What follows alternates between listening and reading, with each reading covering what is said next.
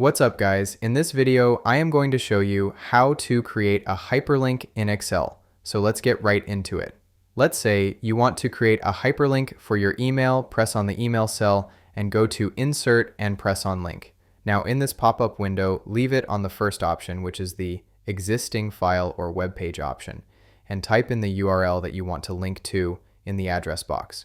For example, I'll use Google as my email that I want to link to and press OK. As you can see, we've just created a hyperlink that links to our email. Pretty easy, right? Let's do the same steps for the Instagram example. Press on the Instagram cell, go to Insert, and press on the Link option. Leave it on the first option, Existing File or Web Page again, type in the URL in the address box and press OK. As you can see, we've just created a hyperlink for the Instagram example. And that's it, guys. That's how to create a hyperlink in Excel. If this video helped you out, give it a like and subscribe. See you guys on the next one.